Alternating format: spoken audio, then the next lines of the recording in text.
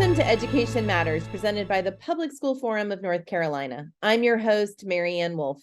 This week, we're discussing the Roadmap of Need, a whole child needs assessment that offers county-level data and rankings to help you better understand the needs of North Carolina's diverse communities. Together, we'll explore the methodologies, findings, and potential uses of the roadmap. We are joined by Elizabeth Paul, the Public School Forum's Policy and Research Manager, Jessica Peacock, the Public School Forum's Policy Engagement Coordinator, and Julie Carey, the Boy and Girls Club of the Coastal Plains Director of Strategic Partnerships. Welcome. I'm so pleased to be joined by both of you who have put so much work into the roadmap this year, and we want to make sure we help those who are consuming the information or might be curious to have a better understanding of how we got here. So Elizabeth, how is this year's roadmap different from previous years? The last roadmap that we published came out in 2020, and it was released right before COVID hit. It's important to understand that most data lags a few years behind from our publication date. So we decided to pause during the height of the pandemic because we felt that the data wasn't necessarily representative of the current state in each county. When bringing it back this year, though, we were really excited because we know a lot of people have been missing out on it. And we wanted to evaluate prior data indicators to determine what was missing and how the publication could better reflect the current state of youth well-being throughout the state. Our indicators aren't set in stone, so it's important for us to reconsider what we measure over time. As society shifts, so too will our roadmap. So we made two big changes. The first change is that we have new indicators. So we split the education domain into education inputs and education outcomes that previously was all just lumped together into education. And we felt that the inputs and the outcomes were measuring two pretty different things. So we wanted to make sure we highlighted that in the current report. And then we've also added youth mental health and safety as a primary domain this year. And then the second big shift we made is that our publication used to be annual, but it's now a biannual publication. Changes in ranking and data doesn't shift all that much on a year-to-year basis. We tend to see those shifts occur over 5 to 10 years, perhaps. So we felt that the biannual publication was more representative of impact and change over time. So Elizabeth, you've mentioned a little bit about the factors, but can you tell us more about the roadmap's rankings and what factors those are based on? So we have 5 different domains, and within each of those domains are 4 data indicators. So our 5 domains are economic development, physical health, mental health and safety, education inputs, and education outcomes. And so like I mentioned, within each of those domains, we have 4 data indicators that we find can best assess the performance within that domain.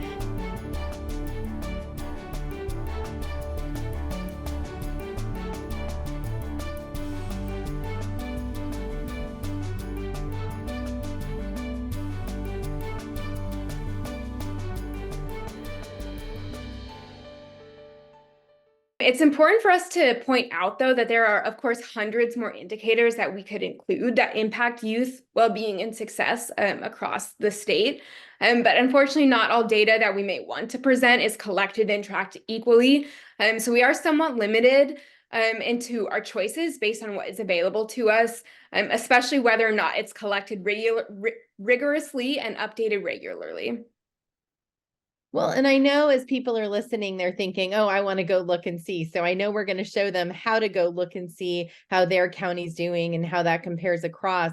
But how do you weigh these indicators, Elizabeth? All of our indicators are weighed equally, which we understand is not necessarily representative of what is occurring on the ground. So we understand that in reality, some indicators may have stronger influence on youth well-being than others, and that influence of certain indicators can shift across counties and even across individual zip codes. Unfortunately, it's hard for us to quantify the magnitude of that influence that the indicators might have on children. So we do weigh them all equally, and that's important to consider when you're interpreting our rankings. And we have these 5 domains. Can you tell us how we chose those to focus on this year? Of course. So like I mentioned, as we were sort of reevaluating the roadmap and where we were at, we went and got thorough feedback from different stakeholders. And we did include 2 new domains. We have education inputs and youth mental health and safety. And we just felt that these 5 domains were the most relevant factors that influence well-being. But of course, like the data indicators, there are other domains that we could have included, but we felt that these were the most representative. Excellent. And I know so many people in our counties utilize this data as they're both making the case, but also seeing how the work that they're doing is impacting our youth. Jess, I'd love to turn to you and learn a little bit more about what you thought were the major takeaways from this map and this report this year. Of course. It is important to know with our roadmap that even the higher ranking counties, there are disparities that exist across race, gender, and zip code. And that lower ranking counties tend to be areas where people have less access to resources. So we hope that the roadmap can be a resource for policymakers and decision makers to identify areas in need of more support and funding. Lastly, our takeaway was that the state of North Carolina is not a monolith. When you use the phrase North Carolinians, you're talking about a diverse community of people. And so, for example, while we're attracting global business and leading in medical research in some parts of the state, there are still some communities in North Carolina where broadband access is still very limited. So in addition to North Carolina's allure for businesses across the industry, businesses across industries, each county has a unique contribution to North Carolina's reputation as a home for families. Thank you. And if you're watching this and you're wondering, is this something I should go dig into? What is the audience for this report and how is it useful to people listening, but also others across the state? Yes, I encourage everyone to go look at the roadmap, especially with the indicators that we've chosen in the domains, to just get comfortable with data and what's going on in your county or district. But our primary audience is community organizations that serve kids and families. Publications like the roadmap can provide information that drives planning, supports grant writing, and strengthens local advocacy efforts. And like I previously stated, we hope that the roadmap can be a resource for policymakers and decision makers to identify areas in need of more support and funding. And one of the things I know people have told me is when they're applying for funding to support counties or support schools or others in their work, they often use this report as a way to show why there's need and where they have to go. And so I think there's a lot of different ways, but it's also just important because in our day-to-day lives, sometimes I notice that you don't necessarily realize all that's happening, as you said, in other parts of your county or even right where you live, quite frankly. And so this report can be very, very helpful. What are some of the ways that if you see your rankings and you're feeling a bit discouraged, what can you do to improve that? And really, we're worried about rankings, but only because they represent what's happening. I think the first step is to, one, do some asset mapping. So understanding what is available in your county, for example, nonprofit organizations, faith-based organizations, really tapping in and doing your research about what services they're offering, the programs that they've put together, and the funding that they have received, and understanding almost like the landscape of help or the landscape of support that exists in your community.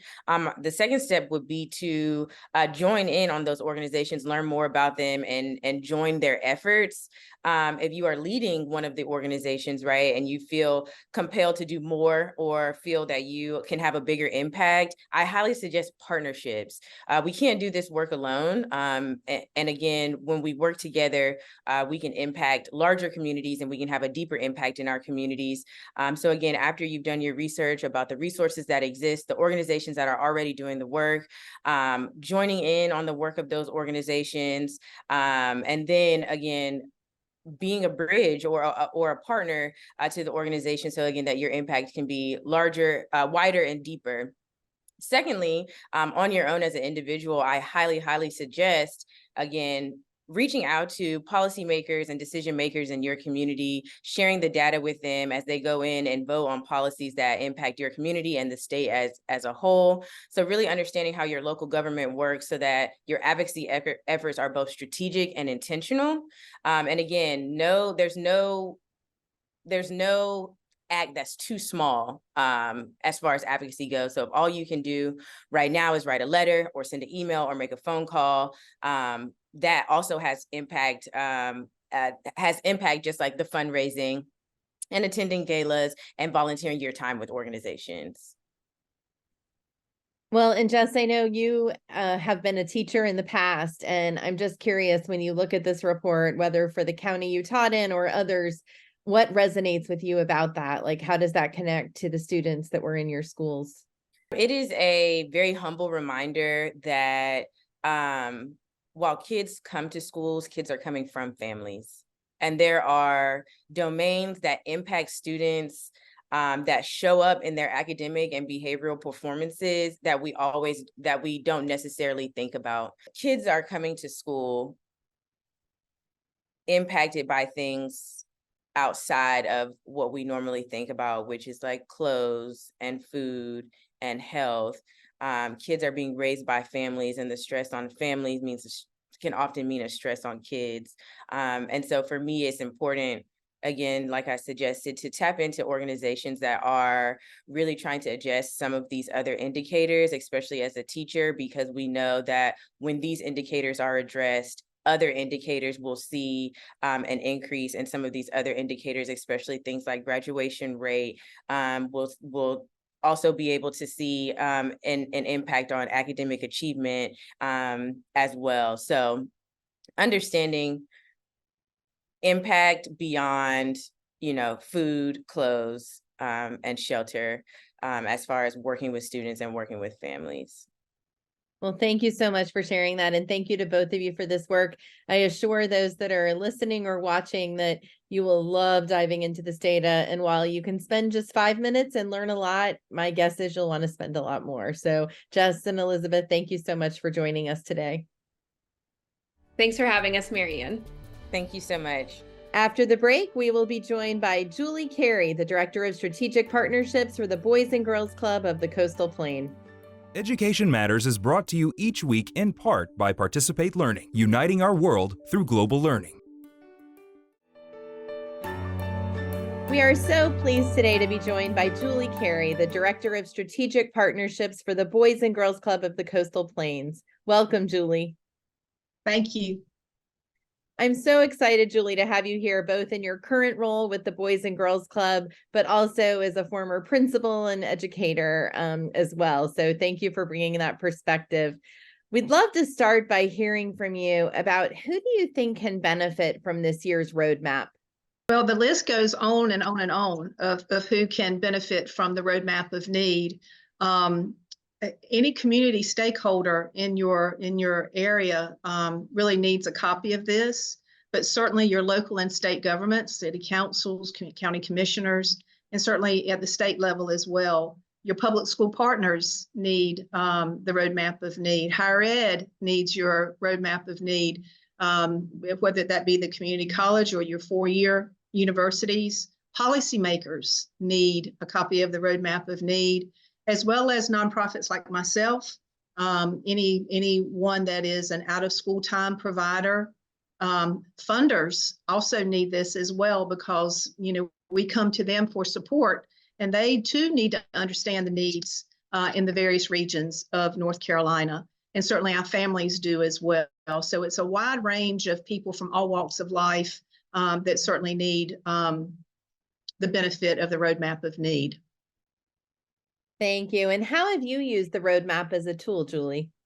Well, in my role as the Director of Strategic Partnerships currently with the Boys and Girls Club, we use it for a wide range of things. One of the first things that really informs our program planning, the Boys and Girls Clubs, we're in 7 counties in rural Eastern North Carolina. And so this information is quite impactful when you sit with people and talk about our needs for programming, because we certainly have the data to support it. So many times you just say, we would like to do this or we would like to do that, but this is the catalyst for the why. The data shows the need for addressing program planning. Also fundraising, when we talk about grants, we talk about funders, they're all driven by data. That's how they do their business and outcomes.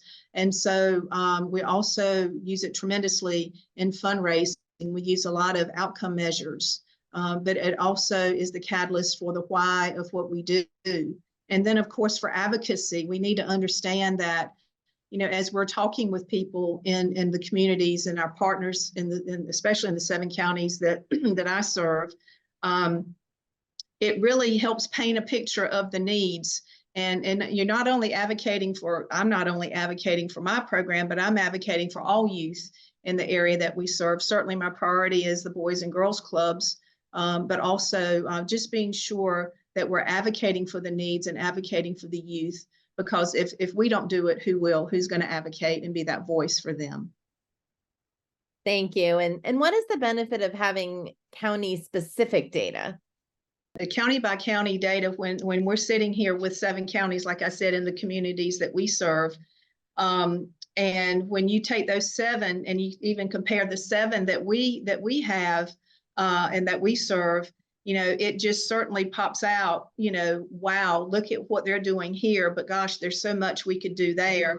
And that comparative data is really very impactful when you are, again, talking with your funders. Do you know how we rank in the state in this county? We can do better than this, but we need your help to do that. So that county by county data is extremely helpful, because it really gives you a very clear picture of how you fall in the rankings of these various indicators. And when we think about your role with Boys and Girls Clubs, I'm curious if you could talk about how investing in out of school time programming factors into the roadmap from your point of view. Well, I think the roadmap provides the data that informs the decisions that need to be made. And I think that all of the conversations that you have, certainly around financial support, is very clear in the roadmap of need. It certainly informs, that's why it's called the roadmap of need. It shows you exactly where the needs are, how the money needs to be invested to ensure that our youth are getting the services that they need and the support that they need. So Julie, do you have any examples in mind for how a county's out of school time programming has helped them move ahead in the roadmap or improve on some of those indicators? Well, I just know in what we do within the Boys and Girls Clubs, we keep a tremendous amount of data and a lot of outcomes around these indicators. And it certainly shows when you pay attention and you focus on these specific areas and give those areas the support that they need, then certainly great things happen. But if you don't know what you don't know, and I think that, when you have the funding to zero in and have a laser focus on things, certainly things are going to improve. And we've seen that just in our world, in the 7 counties that we serve. Thank you.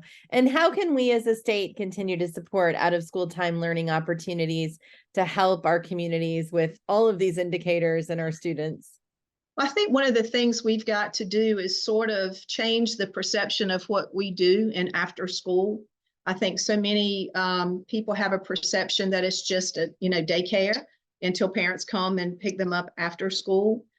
So many of, especially in our organization, but many other after school providers are an extension of the school day. And if there's some way that we could rename or have a hashtag or do something to help people know that this is an extension of the school day, that we are involved in academic success, we are involved in leadership development, and just all sorts of things. We do have sports and recreation. We want kids to come and have fun, but it's truly an extension of the school day. And if there was any way that we could kind of break that cycle of misunderstanding, that we are more than just a babysitting service, that we are really moving towards developing the whole child around so many different areas. And I think if people understand that that's what we do, then I think that their perception will change and then the funding will come. And we know you do a whole lot of that, Julie, and more. So thank you for that. And thank you so much for joining us today. I'm happy to be here. Thank you so much. After the break, this week's final word.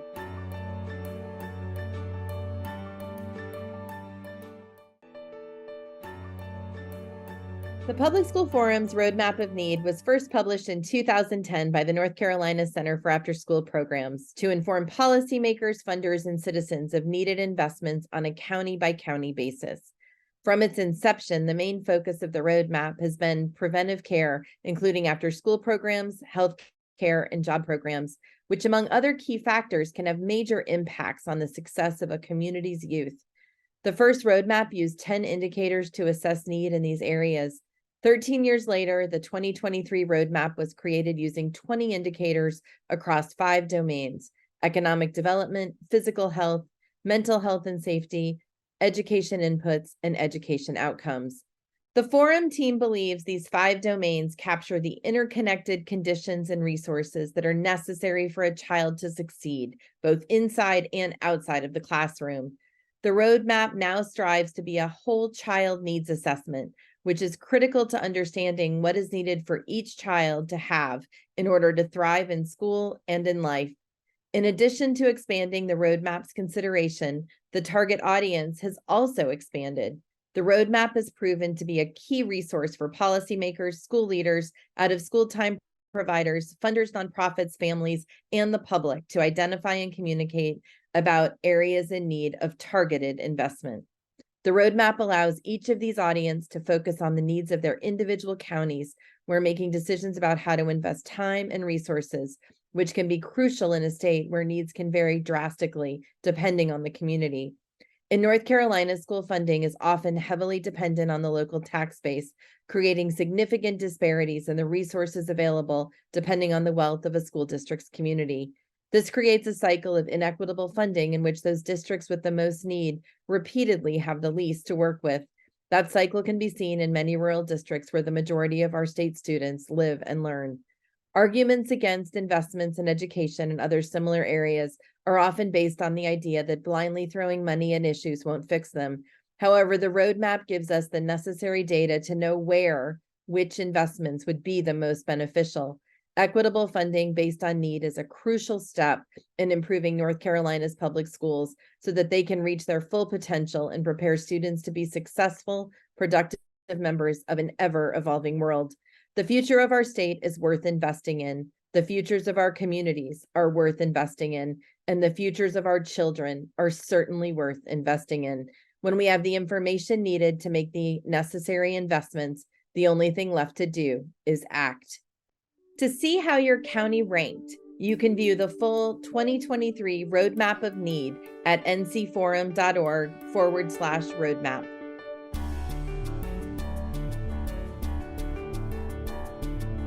Thank you for taking time with us to learn and think about education. That's all for today, and we'll see you next week.